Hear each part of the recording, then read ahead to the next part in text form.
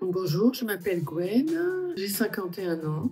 Je suis maman d'une enfant handicapée avec un taux d'incapacité à plus de 85%, malade. Oui, j'ai porté la charge mentale de Chloé, de cette maladie, seule. Et à l'annonce de sa maladie, j'ai été sidérée par l'annonce et j'ai eu l'impression que je n'avais même pas eu le temps de digérer cette annonce, qu'il a fallu que je me lance tout de suite dans un parcours de soins pour accompagner ma fille, et ça dès sa naissance. Je suis entrée dans un milieu que je ne connaissais pas, sans avoir les notions de la manière dont je dois me positionner, avec qui je parle, avec un vocabulaire médical et qui ne me parlait pas.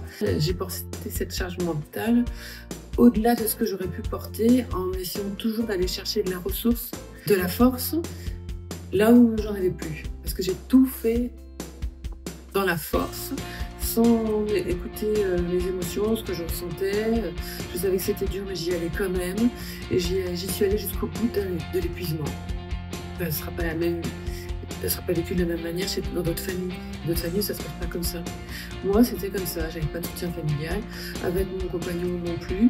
S'il fallait faire une introspection, se dire est-ce que c'est parce que je lui ai pas donné la place,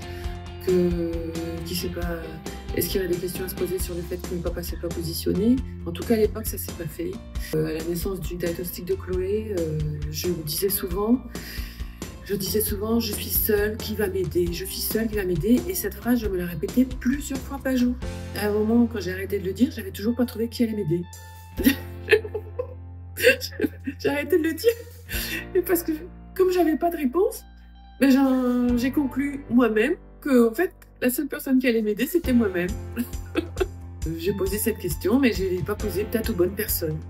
Donc aux assistantes sociales peut-être, aux médecins peut-être. Mon expérience de vie fait qu'à un moment, je me suis retrouvée en lien avec des associations, un milieu associatif qui m'a aidée et soutenue. Ça a été une découverte parce que je me suis aperçue qu'il y a des endroits et dans le milieu associatif où on peut être accueilli tel que l'on est et partager des valeurs ou des actions dans le cœur, c'est-à-dire dans le partage, la bienveillance, un milieu ouvert où on se sent bien. C'est là que je vais trouver de l'aide et que je vais trouver mes pairs ou que je vais pouvoir avancer ou trouver des ressources. Et c'est ce que je trouve à la ressourcerie.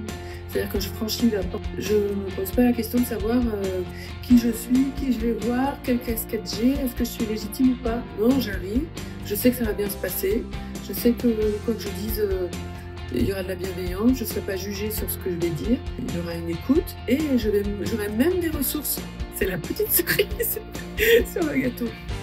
En plus d'être écoutée, j'aurai aussi des ressources et je repartirai avec des clés.